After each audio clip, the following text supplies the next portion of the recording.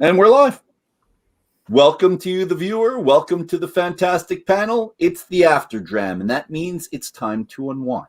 So put your feet up, grab a cocktail or two, and relax.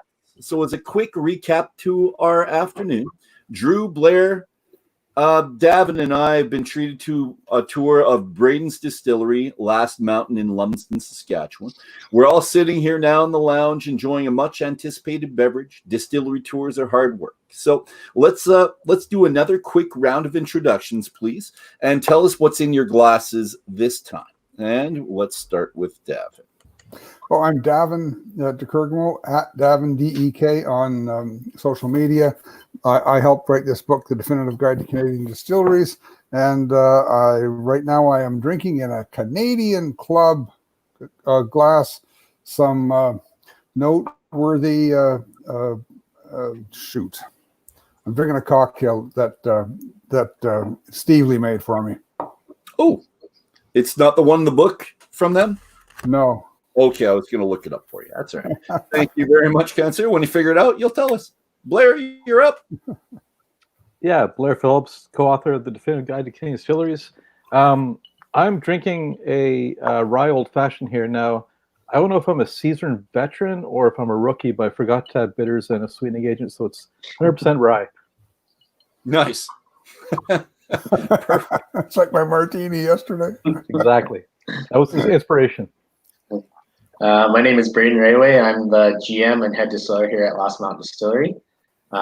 Today I made a jam sour, so that I'm using our single cask 100% rye whiskey. And I've got your it's 2 ounces of rye, 3/4 an ounce of fresh lemon juice, a 1/4 ounce simple syrup, 2 tablespoons of jam or marmalade, and a dash of orange bitters. And how's it taste? Awesome. It's your recipe, so it's better. Yeah, it's great for the hot weather and sitting on the patio for sure. Nice. Drew, you're up. Hi, Drew Semper. I am having a simple rye and ginger using the 100% rye. Ooh. And ladies and gentlemen, me. And I'm Dolph. I'm president of the Alberta Scotch Society, creator of the Whisky Book Club, and your host for this. You know what? Braeden, I'm sorry, I didn't make yours. I wanted something different, and so I just wanted something really simple. Yeah. And if you've seen any of these before, you know that unless I prepare it beforehand, 5 minutes isn't enough for me to do it. So I've got yours again, but what I mixed it with, and I just cracked this open for the first time. I've been waiting to use this Dram. So it's a 15-year-old Dram. It's kind of cool, and space side stuff going in there. So I'm really appreciating it. I like it a lot. I wanted to pick something that was that wouldn't overpower it. The regular Dram with this one's a little bit more subtle, and it's a really good rusty nail. So I'm pretty happy with myself, even though I didn't have the guts to do yours in the 5 minutes. A Last Mountain rusty nail. Yeah. So we have the rusty nail. We had. Sorry, Drew, you had the rye and ginger. Blair, yep. You had just rye. Yeah, that's good, perfect on the rocks. And Davin, your dub glass creation from Steve Lee. Correct. Whatever it is, good. And Braeden, his jam sour. So everyone's got something different tonight. Fantastic. It means we can't talk about a single drink in actual, but we're all going to appreciate our cocktails along the way.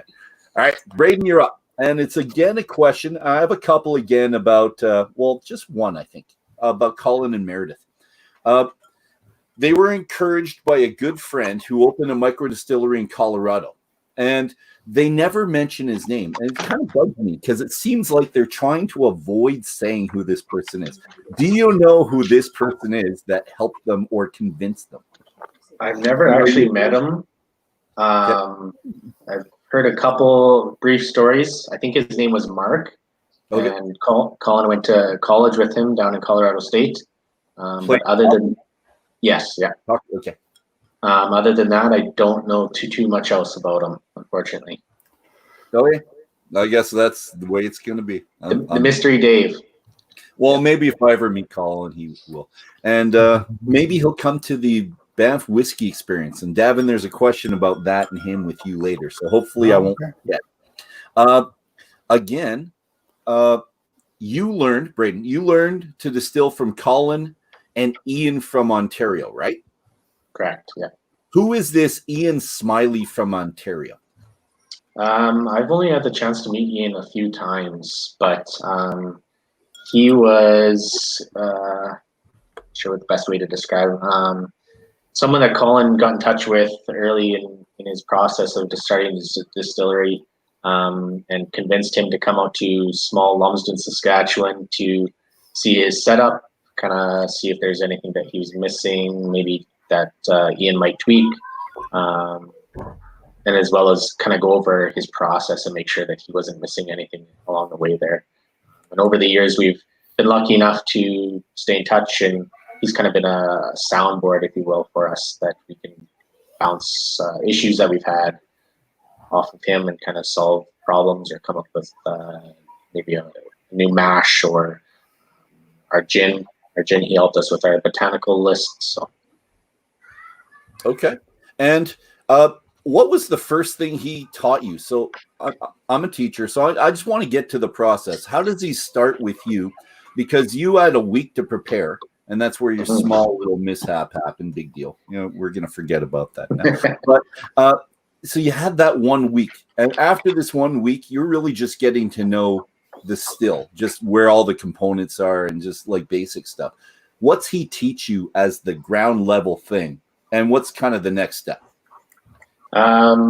Yeah, so it was very early. It was probably my first week or second week that I was here at Lost Mountain. So I was pretty fresh and pretty new on knowing, essentially anything about making spirit at all. So kind of try to keep it basic. Obviously, he's got a lot of knowledge.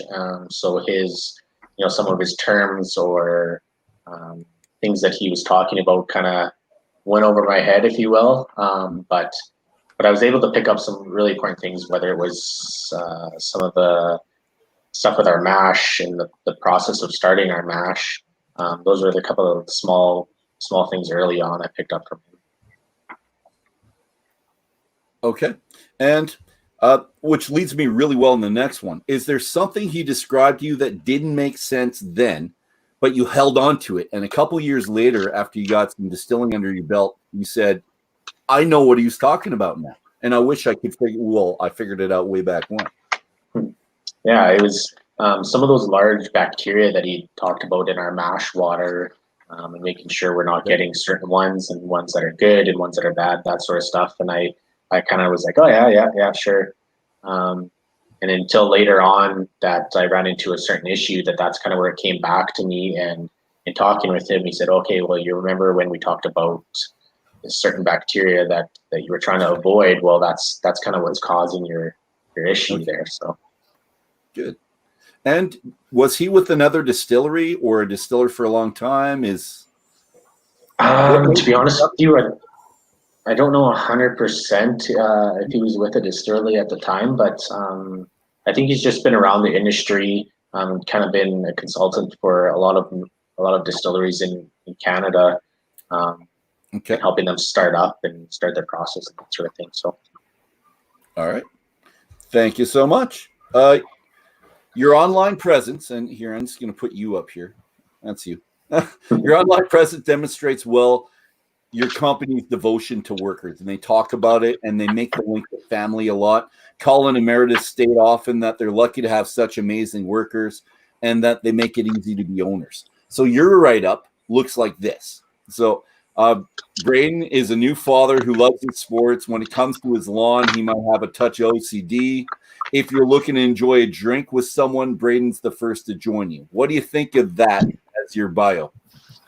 I think they hit it head on. I think them seeing me work every day, some of that OCD definitely comes out, whether it's cleaning or organization. Which I don't think is always a bad thing, but I think that kind of stems from my early days when I used to work on a golf course when I was younger. So, they were very particular on their straight lines, cutting grass and stuff like that. So I think that's kind of where it maybe stemmed from, but yeah, for sure. Would you have added anything to it? I don't know if they asked you about this before they put it online, but is there anything you would have added to that to make yourself look like a world-class whatever, so you can impress the ladies or your wife? Maybe a little bit of some of the stuff I do in the community, whether it's the volunteer fire departments or fundraisers for minor hockey, Nice. minor sports, stuff like that. Maybe I'd include, but other than that, it's pretty good. All right, thank you very much, Blair. I'm going to put you on the spot. Do you know of any other distilleries that are like completely family-owned, or that have kind of the same feel? Because, like I said, online they talk about family a lot. Is there any actual family distilleries out there? There's quite a few, actually. I think because of Canada being such a tax hotbed, that most distilleries now are staffed by family. That's just the reality of the situation. But like going from east to west, I can think of Weingarten Estates, for instance, is a family-owned business. You have Dillon's, which is family-owned. Black Fox Farms, which is a neighbor of Braeden, I think they're family-owned. I know it's a husband and wife team. There's tons of married couples that own distilleries together. Ampersand Distillery is another one that comes to mind. That's family-owned. And then there's a pile, like a ton, that are just friends that open distillery together. Like Compass is 3 high school friends that opened a distillery. Willibald's in Ottawa, or not Ottawa, but in near the Kitchener region is 2 brothers and their best friend. Junction 56 is also another distillery that's 2 best friends. Stillwater's is the famous one that's 2 best friends. I can go on and on and on and on and on. I like listening to you, buddy. Keep it up. Yeah. I don't have my book in front of me. Damn.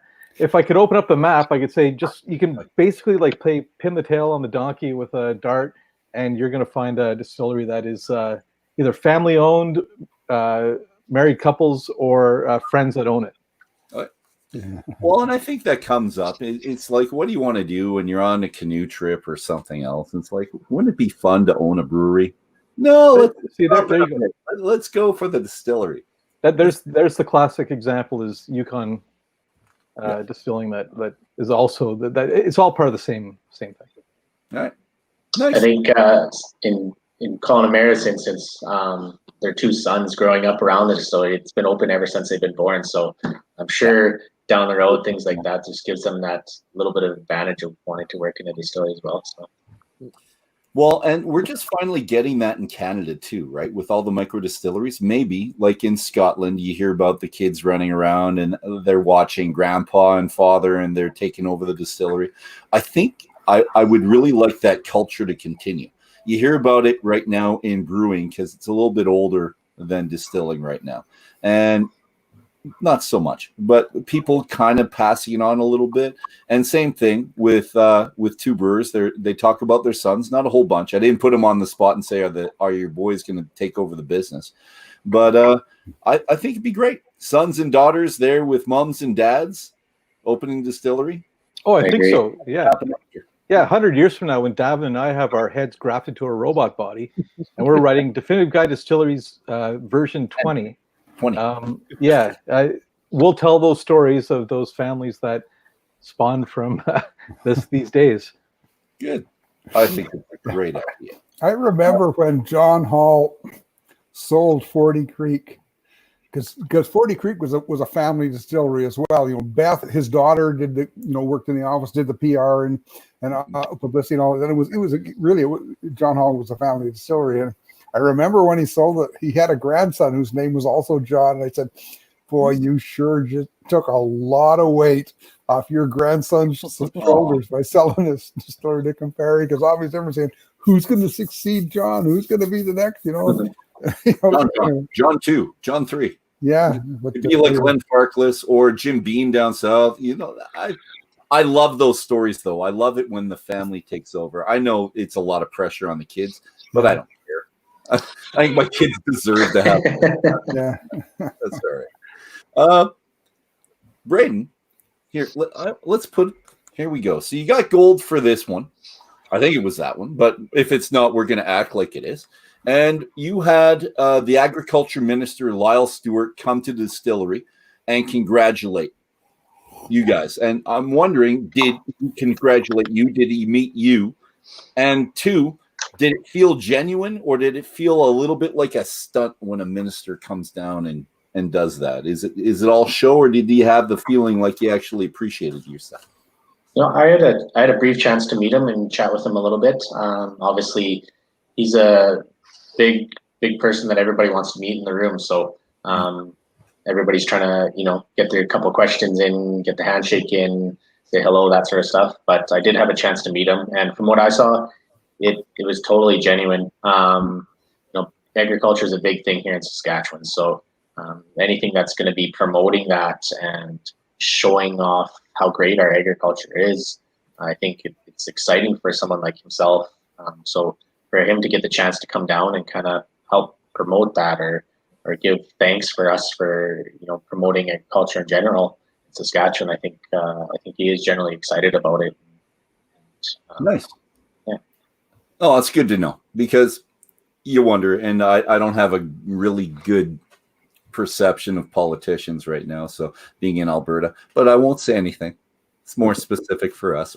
But yeah, it's nice that it felt genuine and you feel appreciated at the same time, because you guys did something good and you're already feeling good about that, and then someone else coming down and you're on TV and the newspapers. I think it was like a big 6 months after that for you guys, where everyone won. Well, maybe not 6. How long did that kind of we won gold kind of happen in the media, do you think? It was for sure a few months. Whether by the time people kind of got wind and had a chance to try it for themselves, we did a couple of interviews here and there, got some write-ups, that sort of stuff. It was for sure a good couple months. So okay. Well, and he must have liked you, because you kept thanking the farmers of Saskatchewan and kept talking about the product. Like I said, I thought that was a classy thing. You won something. It's not all about me. You know what? It's about the product that I was able to do something with. So I think that was really good. Completely different topic now. Cherry whiskey. And I only saw this for 1 year, but it seemed like you've been doing it for a while. So Cherry Whiskey Day, where people line up and buy it, and you do it at Christmas time, right? Is that something? Yeah, early November, normally we're releasing that. And we release a certain limited amount of the cherry whiskey, which is, again, made with real cherry juice from an orchard 10 minutes from here. Nice. So we are, again, trying to use that local ingredients. And, for the first couple of years, because it was only released here at the distillery, we had lineups down the highway to the point where the RCMP basically had to come in and make sure people were being safe on the highway, because there was cars parked down the highway trying to get in and get their hands on a couple bottles. So nice. it was pretty cool to see, and really almost overwhelming, especially that first year, because you aren't quite sure of, are people going to come get this specialty product? Are they going to come make the drive out? Are they going to spend that time and money, especially around Christmas time?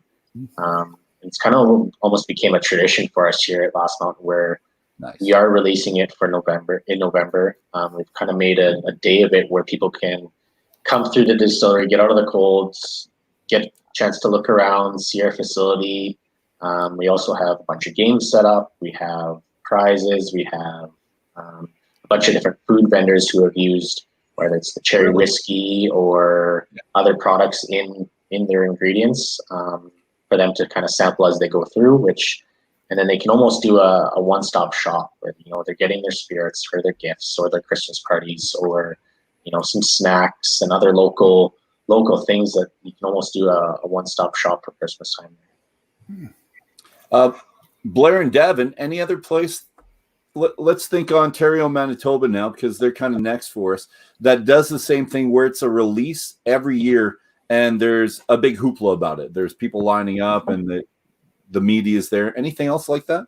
Well, I'm going to get Davin to talk about this one, but just a neighbor of the distillery is Black Fox Farms, and they have a you pick flower garden basically, and they have tons of festivals all over the summer and the fall. And I'm just wondering if they're inspired by what you guys have been doing. But okay, Davin, I think the sweet mother lode of them all is probably Whiskey Weekend.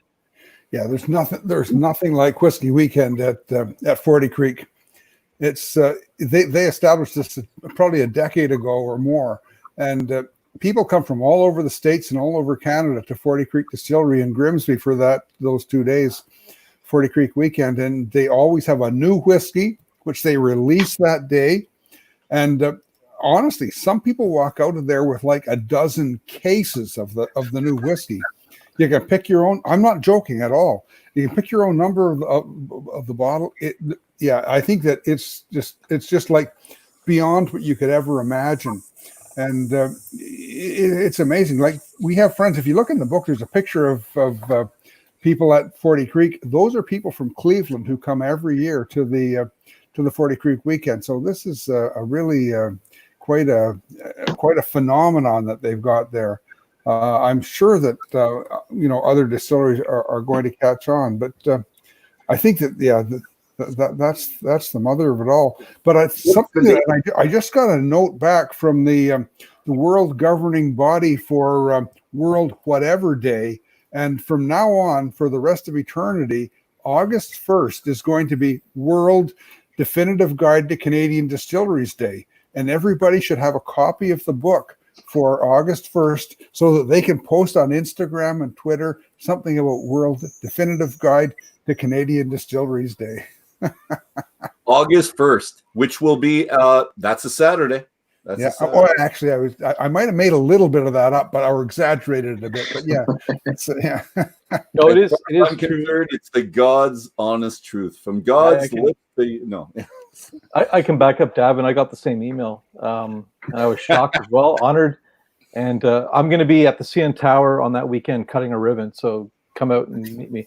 But Davin is correct. Like 40 Creek Whiskey Weekend, this is their 14th year in a row of doing this. Well, hopefully this is their 14th year straight doing it. I'm pretty sure they're going to have something planned for the mess we're in right now. But what's the date? It's usually, I think it's the third weekend of September. Nice. Okay. Yeah. But it's nuts. Like it's 9,000 people, I think, over the weekend. And if I'm not mistaken, it's one of the biggest whiskey events in North America for the year. It's phenomenal. It's just like people just keep coming and coming and coming and coming. And when they have bands playing and they have food trucks in the parking lot, and it's and they have sampling bar at the inside. It's really quite phenomenal. But anyway, we're talking about Last Mountain Distillery in Saskatchewan right now. Yes, and their cherry whiskey as they line it up. But it's a perfect segue though, Davin, because I'm going to go back to last week at Eau Claire. They had their release every year for the gold, frankincense, and myrrh. Yeah, that's right. Yeah, that they do their Christmas gin every year, which is kind of cool. And that just reminded me of how they had a problem with rye, because they made one bottle of rye and they're never going to make another, Braeden. So I need to talk about rye a little bit and the mash bill and how you create it. So you stated that you had some initial challenges with rye. A couple mashes almost turned to concrete. You said you had to pump it out. Many have had problems with rye, just like Eau Claire. Caitlin Quinn, she had tons of it, and it blew back on her. She said she was wearing it. She hated it. What are the challenges for you with rye, and how does it react differently how is that different from wheat, which in my opinion would be kind of gummy as well? But maybe it just seems to be for us, as it's converting, it just seems to thicken up so much and just get, like I said, almost like a solid at one point. And until you kind of figured out how to work through that and heat it the way you need to loosen that up and get those enzymes out, that kind of get used to it and familiar and comfortable with working at it. So once you've got that figured out, right now we don't have any issues with it. We do probably a quarter to a third of our whiskey production in a year right now is with rye. So we've gotten quite familiar with it and not scared to use it now. So. Okay. And if Dave's on there somewhere in the background, Yukon Dave, he was telling me, Dave, tell us what you guys do at Yukon Brewery with rye, because they've been dealing with rye for a while with beer. And so they didn't have the same problem when they did the rye, their batch 17, which is my favorite of their expressions because it's rye, and rye is my favorite. So I'm just kind of wondering about that. And hopefully, and when that comes up and he says that, Drew can actually bring that forward. But do you have another question there, Drew? One that's got texted anyways. Do you have plans for online sales or putting a store on your website? We've touched base on it. Some of the logistics is a little bit tricky. As of right now, we're only allowed to ship to within Saskatchewan to BC, and I think it is very out east somewhere, Newfoundland, I think it is, just within the provincial trade and stuff like that. So we do have quite good access to a lot of retailers here in Saskatchewan. So getting our products out to places in Saskatchewan isn't a huge issue. It's more just BC. So to potentially create an online store and other issues like that, logistically trying to ID people and age proof and stuff like that just to ship to BC is something we're kind of debating and trying to figure out if that's worth it.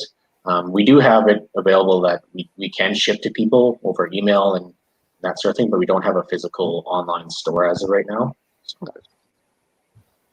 Okay. That's kind of interesting, actually, because if like Davin was asking about those anecdotes from pre-prohibition in Saskatchewan, and so I looked it up while we were offline, and the Chief Justice of BC, when he was visiting just Saskatchewan in general, he came back and said that the duty of a Saskatchewan citizen is to drink as much whiskey as they could and nothing else.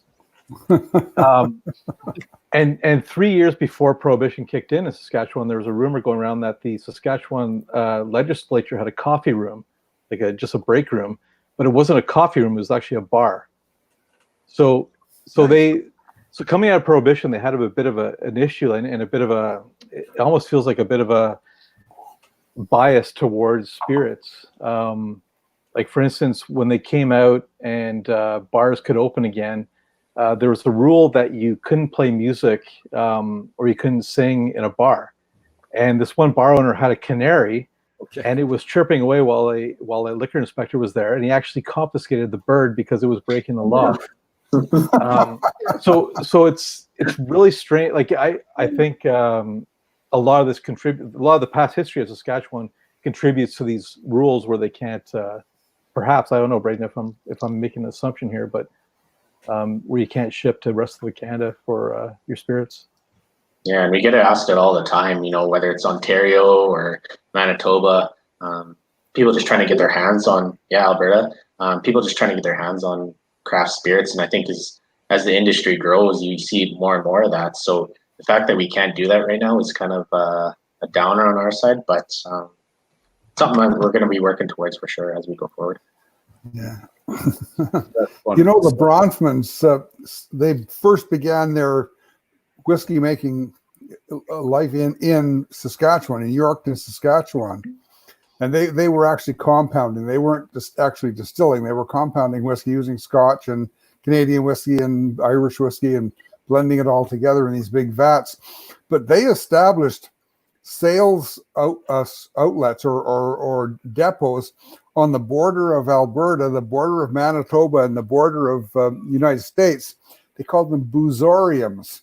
People would come to the border, come into Saskatchewan, buy their booze, and since it was being exported, it was legal, perfectly legal in Saskatchewan, and so they would take the booze from there. So that might be a contributing factor as well. But Manitoba or probably Saskatchewan residents have been very, very creative in finding ways to sell their products, and I would encourage you to get a whiskey that is as fabulous as the Last Mountain whiskey into other provinces. If you can make enough to keep up with demand. I want a Last Mountain Boozorium. That would be fantastic. Make a boozorium on the outside. Yeah. Because you have a tasting room, but you don't have a restaurant or anything attached to it, right? No, we have a tasting room. We do have a storefront where you can come buy our products. We also carry, other local breweries, wineries. So anything that's made in Saskatchewan, we try to support as much as we can. So Okay. we are allowed to do that. To expand that room a little bit and make it into a boozorium. That's fantastic. I love that. So I gotta remember that. Dave said they used rice hulls added in so it doesn't clump up in the tank. And he was telling me rice hulls as opposed to rice itself, because rice hull has no flavor to it. So it just kind of expands the grain. Did anyone else hear about that? Because I guess they started doing that with beer. And then when they distilled, they did the same thing because the same mash bill. A lot of the Scotch whiskey distilleries add rice hulls to their mash. Okay. Right. And they do that if they're using a lauter tun, because the rice hulls sort of filter the mash as it's going out so that it doesn't gum up the tun. Do you have to consider that an ingredient? Can you say it's an ingredient because it goes in, it's inert, and it doesn't contribute to the spirit. Okay. No, that's good. I was wondering if they could still call it a single malt, obviously, and they do with the rye. So it's most of your favorite single malts are mashed with rice hulls in the mash. Thank you very much. See, another thing we learned today. Good stuff, guys. Drew, was there another question on the side before I keep going? No, not at this time. Beauty. Davin. I'm listening. In a video, go ahead, Colin was telling his wife Meredith, and it's funny in the video because he just thought of this in the video and tells her this, that you invited him to the Banff Whiskey Experience to pour at your master class. And I thought this was last year. I thought it was leading into last year. What happened? Because I was in your master class last year and I didn't see him. So did that fall through, or was it the year before, Davin, maybe? It may have been the year before. I don't remember. I think it was a scheduling conflict that we couldn't get together. But I often, when there are prominent distillers who aren't that well known, or prominent whiskeys that aren't that well known, I try to get them into my class. And yeah, I'm really impressed with what Colin and Meredith have done, and what Braeden's doing with Last Mountain. So yeah, I wanted to get him in there and just let people see the guy who makes the whiskey and talk about it a little bit. It was his idea and so on. But yeah, you were in the class. It didn't work out, but we had a fabulous class, and I got a good picture with you afterwards, and that's what really counts. Ooh, I got this picture. Davin, though, while I'm looking for this picture, how do you introduce someone into your master class? And you see, there's the original one in the front, which he signed, and then he signed the other three. I had two friends that just left me up there with the books, but they didn't get to meet you, so they suck, and I got it. So good for us. They're good luck. They didn't have to talk to me.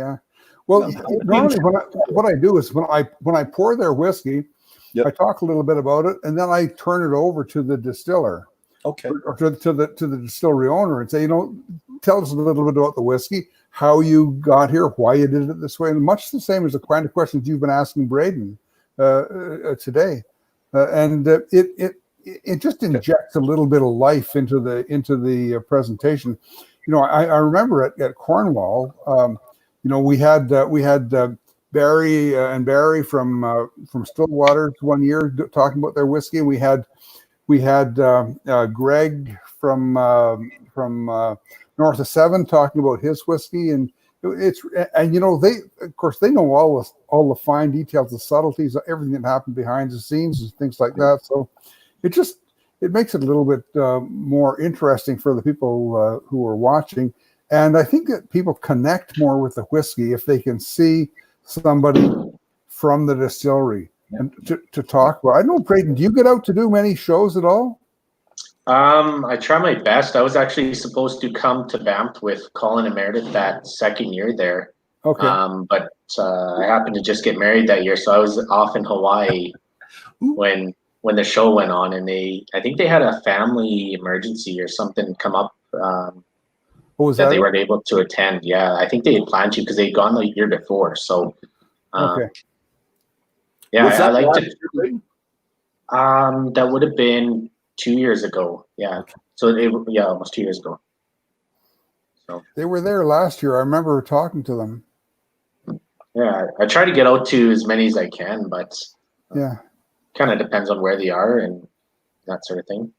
Yeah, people really love talking to the people who make the whiskey because it's not a sales pitch. So often you have these people there who are they've marketing has told them what to say and how to say it, and they give the story. Then you talk to somebody who actually makes the whiskey, and they just are very candid and open, and I love it. They often say, "Oh, I don't know, hey, that's a good idea. I never thought about things like that." Of course, the people who've been briefed by marketing, they've got all the answers, and they've got a spiel like a politician. They go into no matter what the question is, this is the answer, things like that. So I think you get a little bit more passion coming out that way too, right? it's real. Yeah, it's real. Yeah, you talk about the time that you spilled this fabulous whiskey. It was the barrel. I put 20 liters in it and started running out the sides. Oh my God, you don't know how long it took me to put that together and things like this. Yeah, so yeah. Anyway. Yes. Nice. Blair or Drew? I interrupted one of you. I can't remember who. Well, I wanted to ask Braeden about their wheat whiskey because every time I think since I've been on the Canadian Whiskey Award panel, when Davin sends out the results, the wheat whiskey is always right up there with my scores. Just in my honest opinion, it's the best whiskey, wheat whiskey in Canada. And I'm just wondering if I need some. what's the advantage of in Saskatchewan? You grow a ton of wheat, and I assume that's a huge game advantage for you is to get that excellent grain just on your back door, basically, to make wheat whiskey. Yeah, and a good chunk of our whiskey is actually wheat. I think Colin, when he was beginning, he just liked that sweetness that he's getting from the wheat versus the rye. So I think that's kind of where that came from. But we do have such, like you said, there's so much wheat here in Saskatchewan that we have such easy access to it.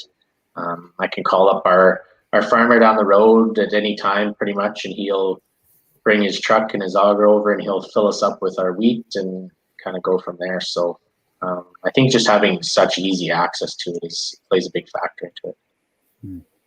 And how much wheat whiskey are you making right now? I think last year we put away, was it like 130-ish barrels of the wheat whiskey? Oh wow! So that was a big year for us. We got an expansion here. We got an auger set up with a grain bin, so I'm not having to haul up garbage pails of grain up into our mash tun and making the mash by hand so much like that anymore. We kind of have a little bit more automated and more efficient for us. So we've been able to almost double or triple our whiskey production that we had a handful of years ago. Nice. And my question before, how is that different wheat as opposed to rye? I find it it's definitely a lot softer and a lot easier to grind up.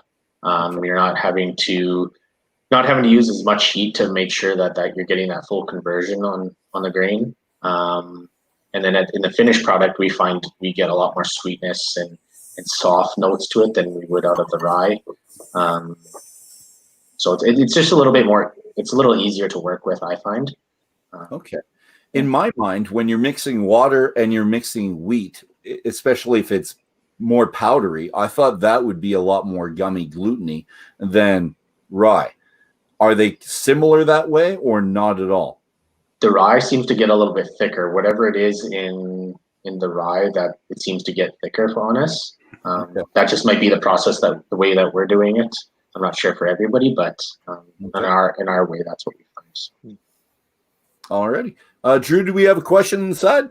Yes. Tell us about the LMD Cask Club.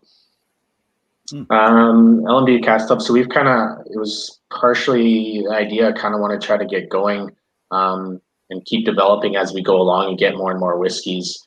And it's for people that truly love different whiskeys and want to get their hands on those specialty whiskeys. So right now it's just a newsletter that kind of gets sent out to those Cask Club members that just notifies them, hey, we got this new whiskey coming out. If you want to get your hands on it before the general public, you're more than welcome to come down, get that bottle before everybody else gets it, and that sort of thing. Gives them a little bit more detail on the whiskey, some of the notes that they might be interested on that, somebody buying it from the regular retail store might not necessarily have as much interest in. So, and there's lots of different things that we want to try to implement as it goes forward. But as of right now, it's more of just an informational part that just allows people to get more information on new whiskeys that are coming out from us. Thank you, sir. I'm going to talk about your website just for a quick second. Looking on there, there's 19 expressions for sale. You got 2 gins, 5 rums, 6 vodkas, 6 whiskeys.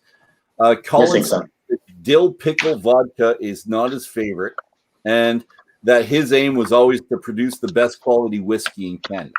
Meredith, on the other hand, seems to like her gins and liquors and the vodkas. Where do you sit?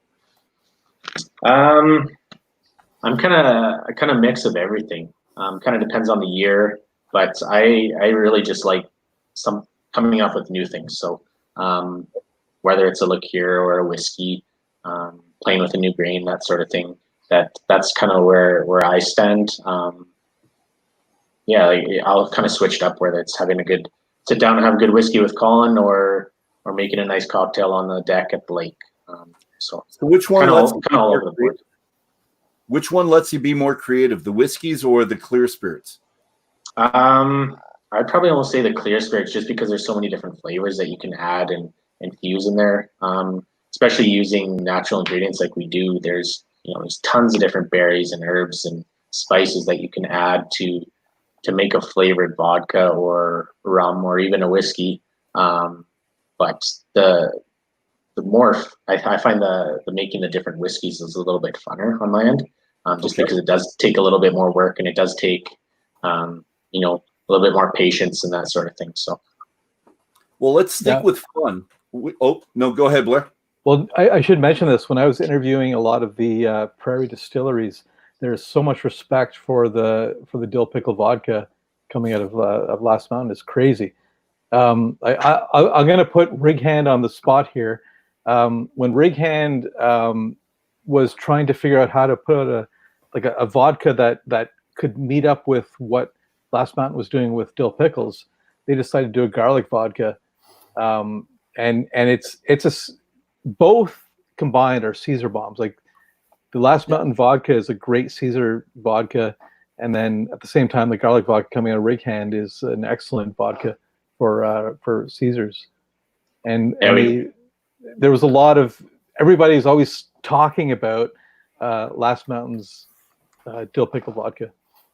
Yeah, it's crazy. When we first, or when Colin first started making the dill pickle vodka, it was, I don't know if you know the full story, but basically it was made for a restaurant that, they were essentially blending their own pickle juice into a vodka to make their Caesars.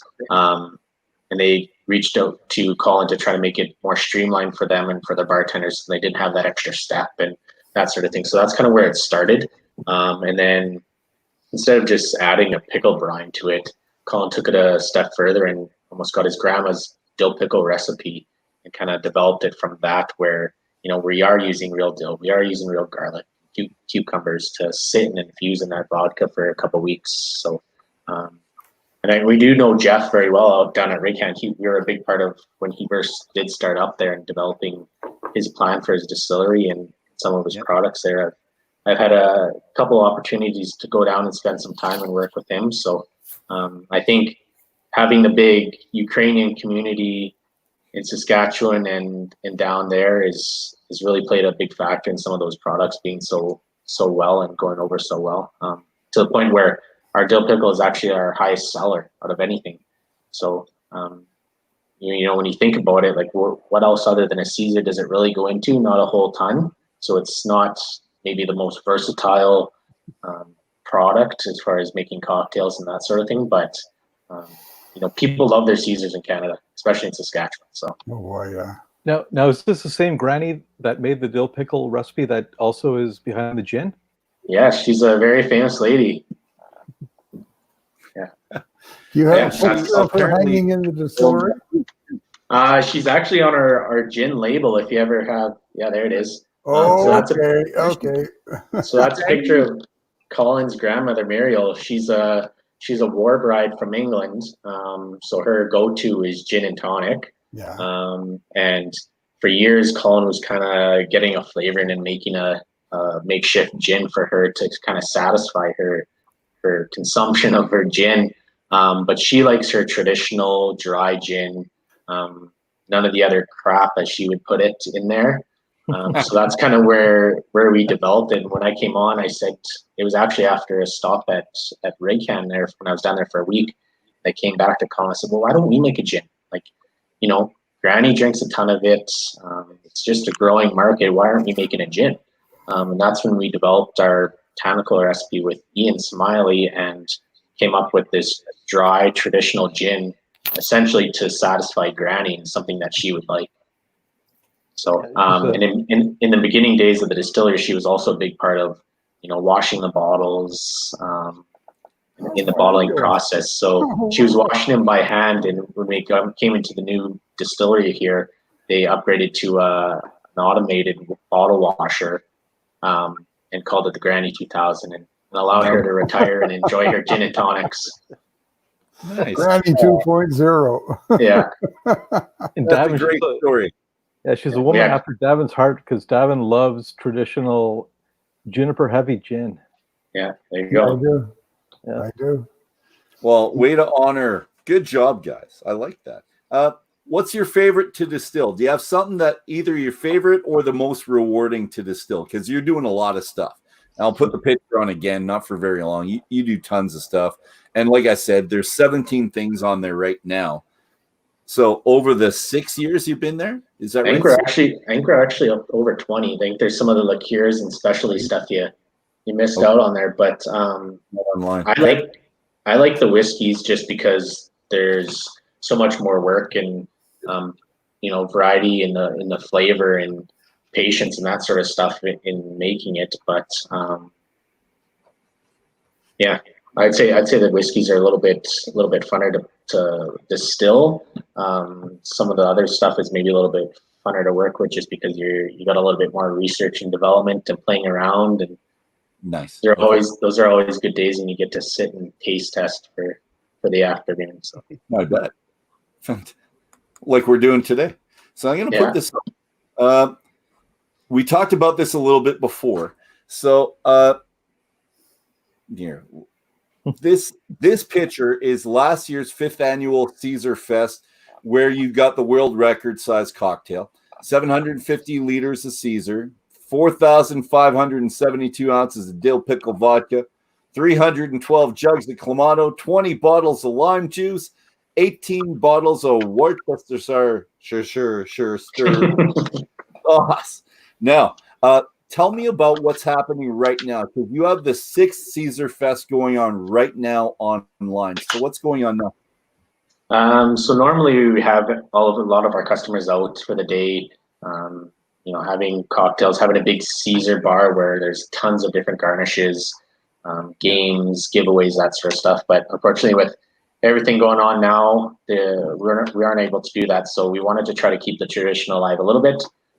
So we're doing a whole bunch of giveaways throughout the week, whether it's just entering for a draw.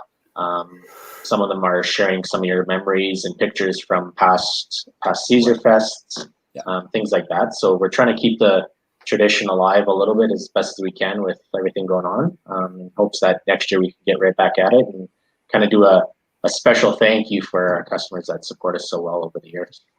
Nice. And if you want to look at that, all the links to all of their online presence is below. So just click on the little button that says see more on the bottom of this. You'll see all of the email addresses, and not email addresses, all the online addresses, not just for Last Mountain, but for Davin and Blair's book or Davin's other books. All those are way down there. So you just click on that and they'll bring it to you. So that's kind of cool. Let's go with this one. Here's another one.